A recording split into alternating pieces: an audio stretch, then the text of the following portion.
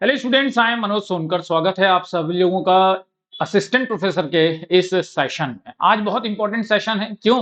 क्योंकि MPPSC assistant professor का notification काफी पहले आ चुका था और अब स्टूडेंट्स जो है वो पूछना शुरू कर चुके हैं कि सर एमपीपीएससी के बारे में थोड़ी जानकारी दे दीजिए। तो ए टू जेड सारी जानकारी आप लोगों को यहाँ पर मिलेगी।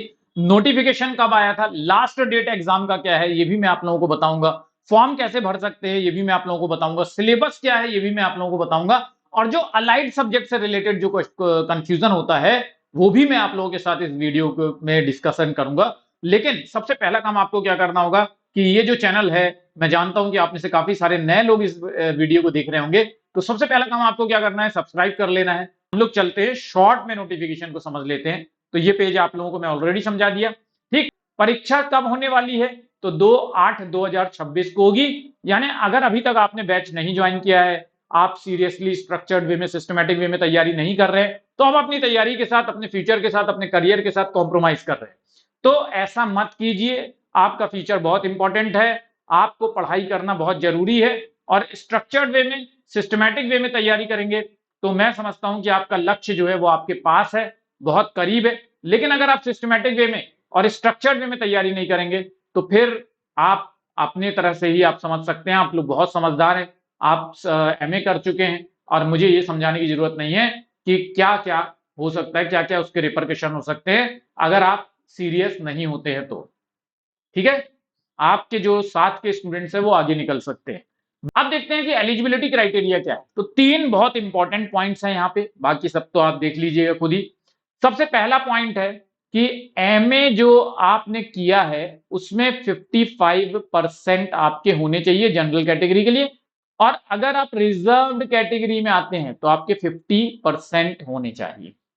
सेकंड इंपॉर्टेंट पॉइंट है कि आपका नेट क्वालिफाई होना चाहिए।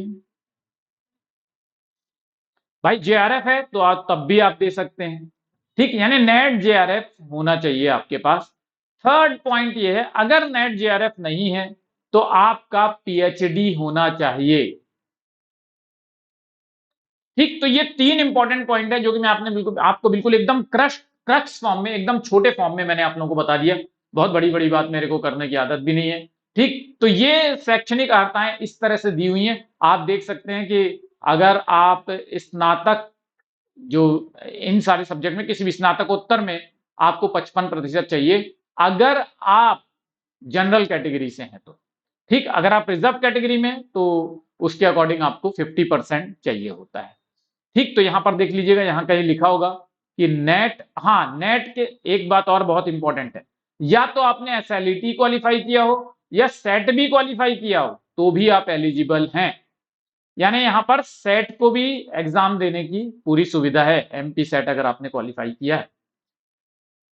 ठीक है, और यहां कहीं आपको पीएचडी भी दिख जाएगा। ठीक, 11 जुलाई 2009 के पहले अगर आपने एमफिल किया है, पीएचडी किया है तो फिर आप उसमें एलिजिबल माने जाएंगे। ठीक है, अलाइड सब्जेक्ट है। बहुत सारे लोगों को लगता है कि यार हमने तो सोशल वर्क में किया है, अब सोशल वर्क में तो एग्जाम हो नहीं रहा है। तो नेट आपका सोशल वर्क में भी है तो भी आप सोशियोलॉजी का एग्जाम दे सकते हैं, मानव शास्त्र में भी है तो भी आप सोशियोलॉजी का एग्जाम दे सकते हैं। ठीक,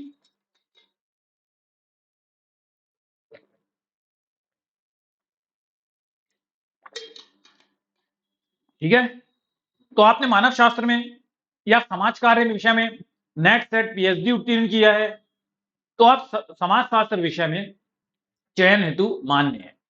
ठीक, चलिए, तो ये दो इंपॉर्टेंट पॉइंट्स थे। अब आते हैं सिलेक्शन प्रोसेस कैसा होगा।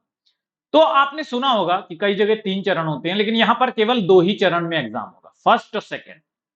पहला जो है वो ऑब्जेक्टिव है और दूसरा जो है वो इंटरव्यू है।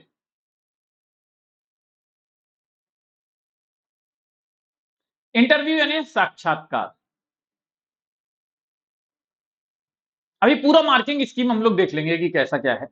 ठीक, ऑब्जेक्टिव मतलब आप लोग जानते ही हैं, एबीसीडी ऐसा ऑप्शन दिया होगा और उसमें से आपको टिक करना होता है।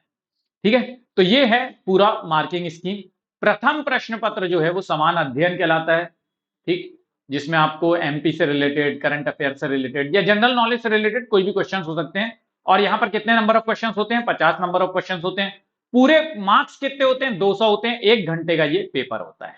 द्वितीय प्रश्न पत्र जो होता है वो आपका विषय से संबंधित, जैसे समाजशास्त्र है तो समाजशास्त्र होगा, जिसमें 150 क्वेश्चन होंगे, 600 नंबर का होगा ये पेपर और 3 घंटे का होगा ये पेपर।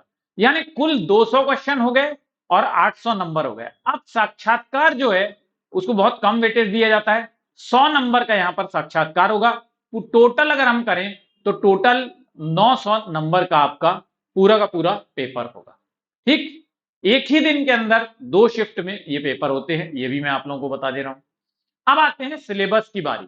तो सिलेबस, बहुत सारे स्टूडेंट्स बोलते हैं कि सर सिलेबस नहीं मिल रहा, सिलेबस नहीं मिल रहा, सिलेबस नहीं मिल रहा।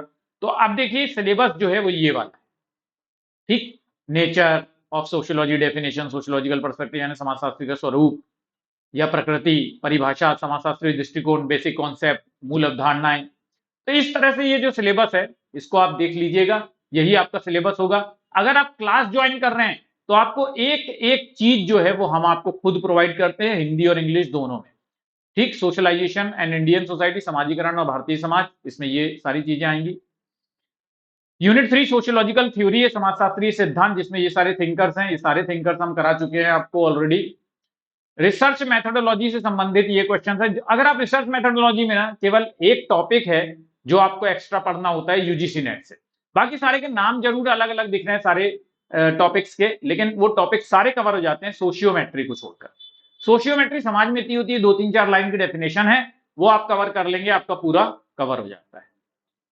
ठीक है, यूनिट 5 है फंक्शनलिज्म एंड कॉन्टेम्पररी इश्यूज, कार्यात्मकतावादी और समकालीन मुद्दे। यूनिट 6 रूरल सोशियोलॉजी यानी ग्रामीण समाजशास्त्र। Unit 7 industry and society. Unit 8 sociology of development, समाजशास्त्र का विकास। यूनिट 9 पॉपुलेशन एंड सोसाइटी, जनसंख्या एवं समाज। तो ये जो टॉपिक है ना स्टूडेंट, ये आपके यूजीसी नेट से बिल्कुल अलग है। ठीक, तो इसको और अच्छे से करिएगा। और एक बात मैं आपको बता दूं, यूजीसी नेट का केवल 30% पोर्शन जो है वो यहाँ पर कवर होता है, बाकी सारा सिलेबस जो है सोशियोलॉजी में अलग है। अब ये सोशियोलॉजी वालों के बच्चों का दुर्भाग्य है, ये कह लीजिए कि और ज्यादा संघर्ष करना पड़ेगा। और 10th यूनिट है social scenario of Madhya Pradesh, Madhya Pradesh के सामाजिक परिदृश्य। तो इसके लिए आप एक बुक ले सकते हैं, मुकेश महेश्वरी की आती है, अभी मेरे टेबल पे नहीं है, रखी होगी, तो मैं हमेशा वही रिकमेंड करता हूं और उससे पूरा कवर हो जाता है। बस आपको क्या करना होता है कि स्कीम जो होते हैं, जो मध्य प्रदेश स्कीम चलाती है, तो वो आप कवर कर लीजिए कहीं से, चाहे इंटरनेट से कवर कर लीजिए, क्योंकि स्कीम्स पे सवाल आते हैं। ठीक है, तो ये स्टूडेंट्स ये पूरा आपका सिलेबस है। और मैं आपको एक बात बता देता हूं कि अगर सिस्टमैटिक और स्ट्रक्चर्ड वे में तैयारी करते हैं तो आप कहीं भी चूक नहीं कर पाते हैं, 100% आपका सिलेक्शन हो जाता है। लेकिन उसके लिए क्या करना होता है, आपको एनरोल करना होता है, और बहुत कम फीस रखी गई है असिस्टेंट प्रोफेसर एग्जाम के लिए। तो देर मत कीजिए, असिस्टेंट प्रोफेसर का एग्जाम जो है वो चलता रहता है, चलता रहता है, चलता रहता है, सतत प्रक्रिया है। बस ये है कि उसका कोई टाइम फिक्स नहीं होता है, इसीलिए बच्चे जो हैं वो वेट करते रहते हैं नोटिफिकेशन का। आप अगर दूसरों से आगे निकलना चाहते हैं, आप दूसरों से पहले सिलेक्शन चाहते हैं, तो आपको पहले ही असिस्टेंट प्रोफेसर की तैयारी करना चाहिए, क्योंकि असिस्टेंट प्रोफेसर आपको एलिजिबिलिटी नहीं देता है, आपको जॉब देता है। और अल्टीमेटली हम सबका सपना होता है कि हम कहीं जाकर के नौकरी करें, अपने देश के लिए कंट्रीब्यूट करें, अपने परिवार को खुश रखें। तो ये खुश आप कैसे रख सकते हैं, तो जॉब के जरिए रख सकते हैं। ठीक है, और रिस्पेक्टेबल जॉब है, तो इसलिए आप बिल्कुल भी कमी मत डालिएगा। मुझे पूरी उम्मीद है कि आप लोगों को इस वीडियो से बहुत फायदा पहुंचा होगा, और अगर फायदा पहुंचा है तो इस वीडियो को ज्यादा से ज्यादा शेयर कीजिए। चैनल को सब्सक्राइब कर लेंगे तो फिर और भी बहुत सारे इस तरह के वीडियोस आपको देखने के लिए मिलेंगे। जितने भी असिस्टेंट प्रोफेसर की वैकेंसीज आगे आने वाली होंगी, वो सारी जानकारी आपको यहीं पर दी जाएगी। Thank you very much, all the best, bye bye.